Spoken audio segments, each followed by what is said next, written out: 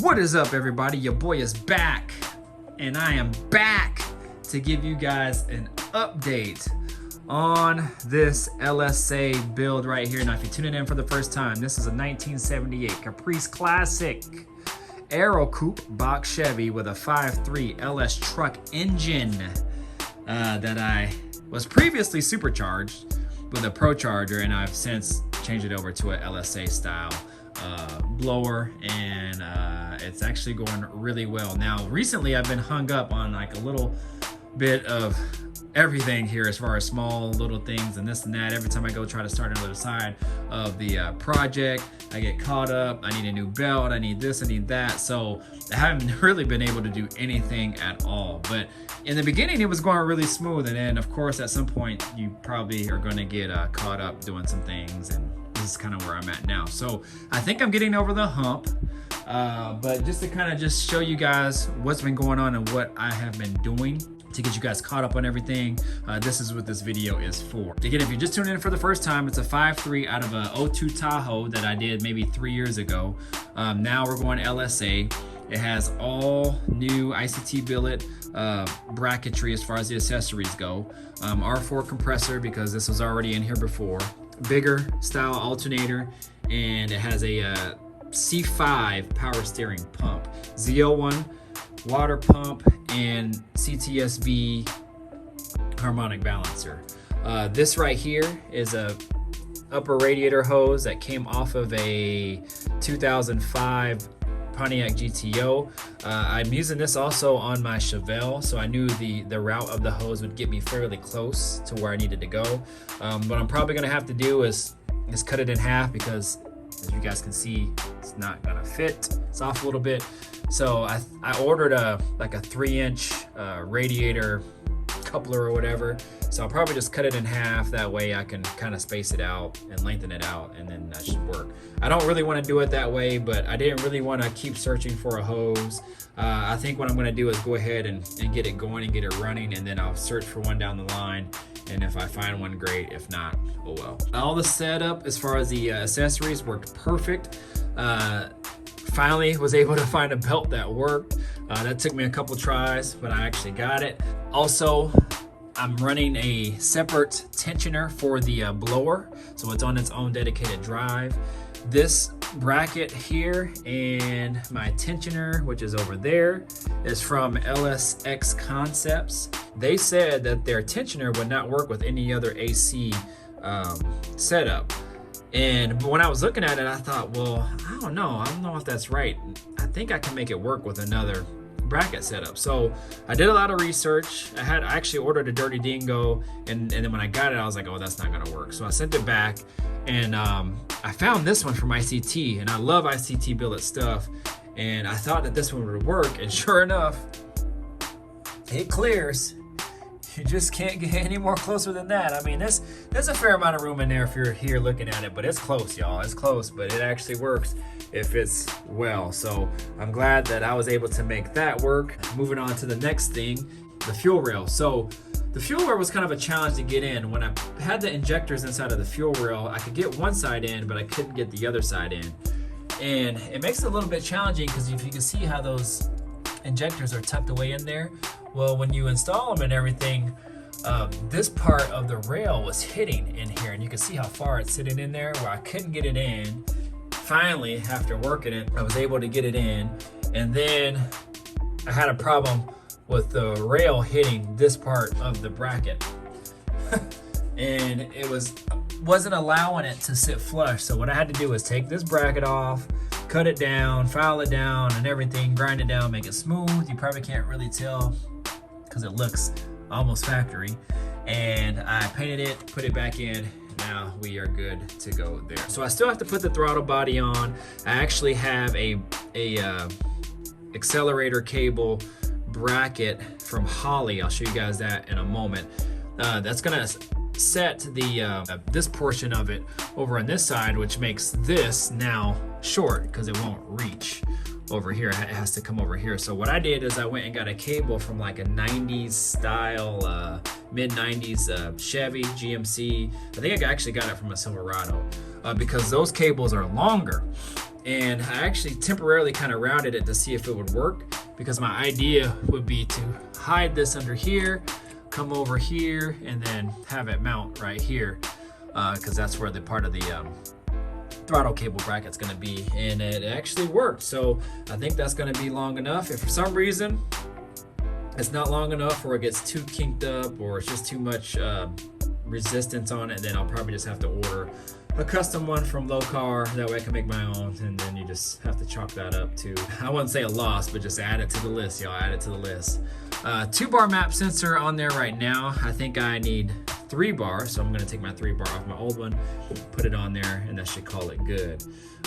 One issue that a lot of people were having that I had seen that was pretty common was the power steering and alternator setup on their brackets that they used. They had a common issue of hitting this back coil, so people would have to turn this coil, maybe cut a piece of the bracket off in the back. Well, this one clears, and even with the bigger case for the bigger alternators, because this is the 145 amp, this clears. No modifications, no nothing. I even took off this screw because I thought I was gonna have to like modify it somehow or turn this, and nope, clears. Now I don't know if any other truck style or any other style coils or coil packs cause that issue, but these right here, I think these come from a 6.0.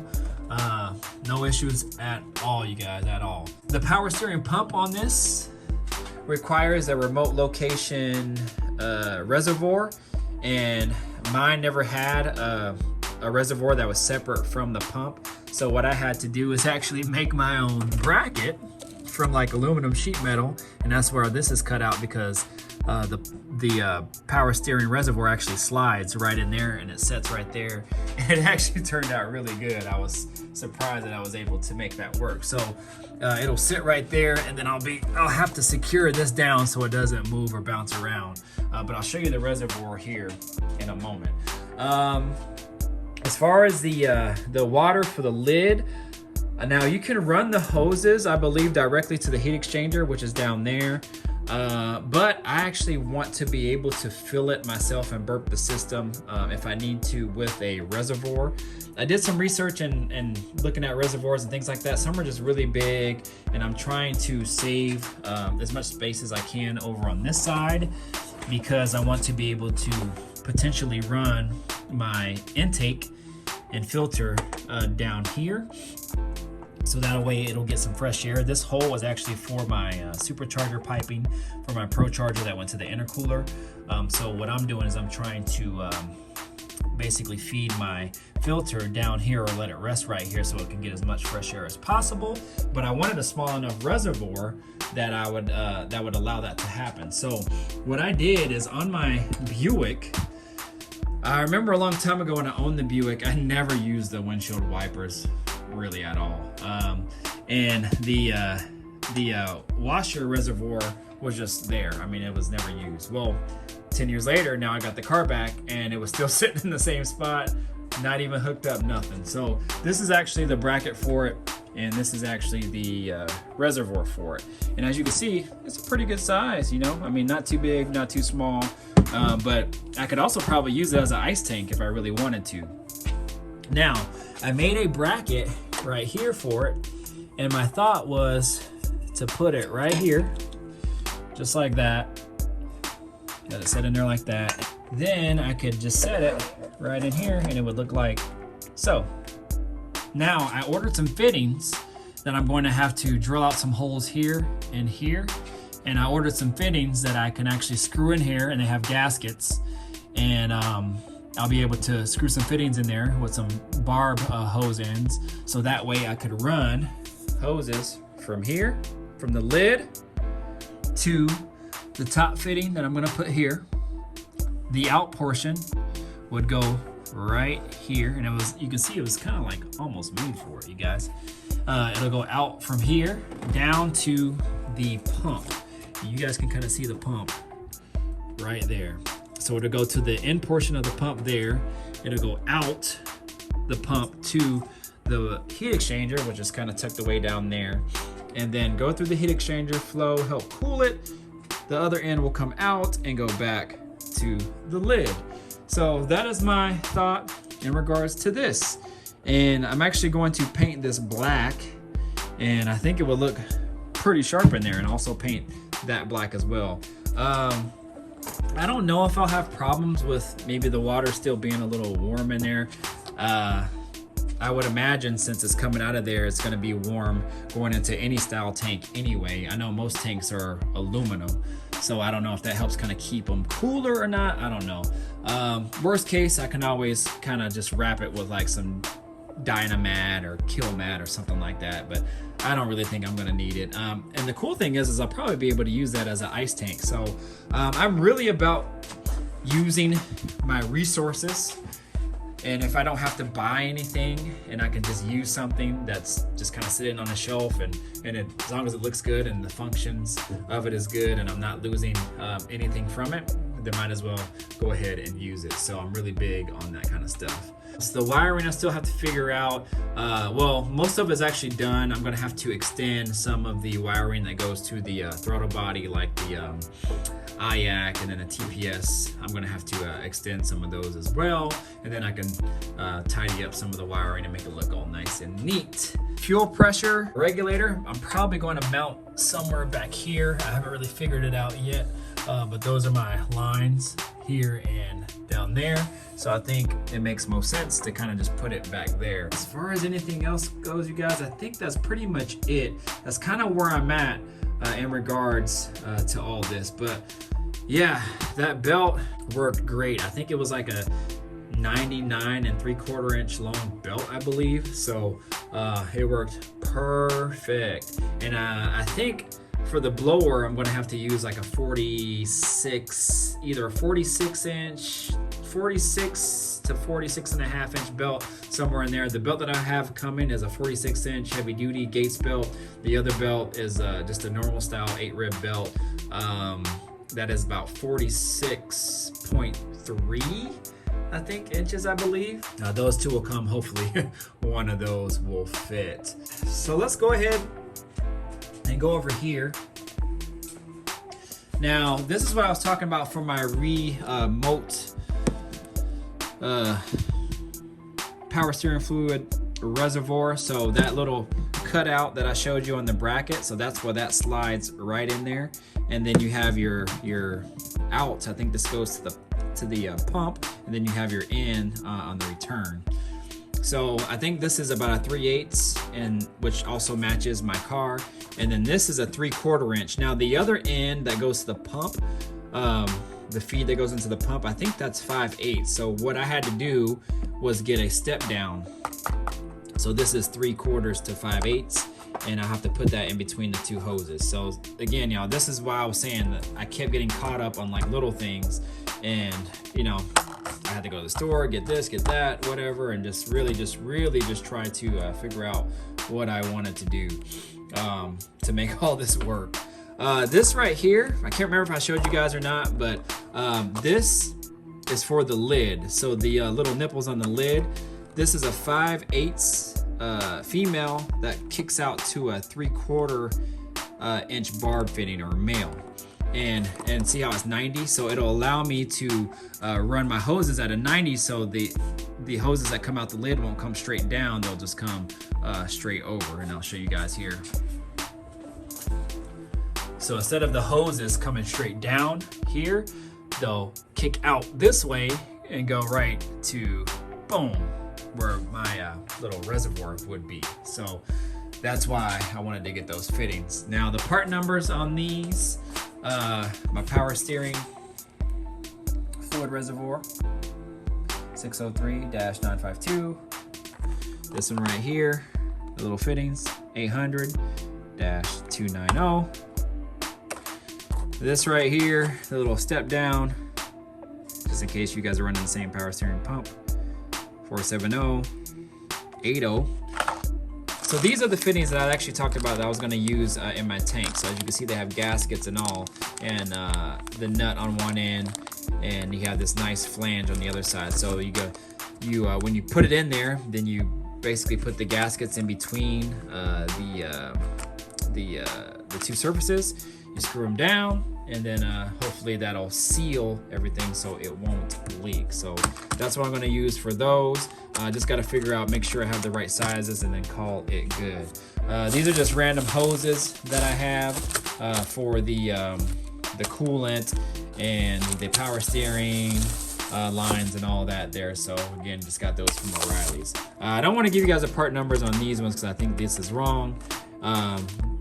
But yeah, you just have to, every application is going to be a little bit different, so you guys are just going to have to kind of figure that out for yourself. But this is my idea that I was going to go with. What else? This is actually the bracket that I was talking about for the accelerator cable. So this is the bracket right here, and then this is the portion that is actually sandwiched in between the throttle body itself and the intake that goes to the blower. And then I think it's kind of sits something similar to like this, and then the accelerator cable bracket sits on this side. So the part number for this, I believe, is this right here. This is a Holley brand. And this is my fuel, part of my fuel system. I got this from Amazon. It's a whole Aeromotive kit, 13130. Same fuel pressure regulator that I am using for my Chevelle. So it comes with the fuel pressure regulator, fittings, anno rings, gauge, and I actually ordered a separate plug because I think one end I'm not going to be able to use. And this is just fittings for the fuel rail, like quick disconnects, and this is another style quick disconnect also too. So you guys, that's really pretty much it. I don't know what else to go over. That's kind of where I'm at today. I don't think I'm going to work on it at all today. I think I'm just going to call it good. I just at least wanted to get you guys caught up. I think once I get kind of rolling in the right direction, which I think I am as far as all the small odds and ends, I think we'll be picking up a lot of steam and then moving forward, hopefully starting this thing sometime soon. So but yeah, I just wanted to get you guys caught up. So I hope this helps everybody, or at least you guys can kind of see where I'm at. Once I get all this kind of situated, then I can kind of start the wiring of the pump and everything, cleaning up some of the wiring under here, and shoot, we will be moving. So I'm gonna go ahead and call it, y'all. I'm hungry. I'm gonna go ahead and go get something to eat. You guys know what to do. Like, comment, subscribe, share, do all of that good stuff, y'all. Stick with me. I hope you guys enjoyed this video. I hope this video is a lot clearer too, because I'm filming this on my new iPhone 12 Pro Max, and I had the iPhone 6 Plus before this, so this is definitely an upgrade from what I had before. So hopefully the quality is a lot better, the sound quality is a lot better as well, and definitely let me know what you guys think of the quality, the video. Please leave a comment, you guys. Hit that like button, do all that good stuff, and I'm gonna go ahead and get out. Deuces. Peace.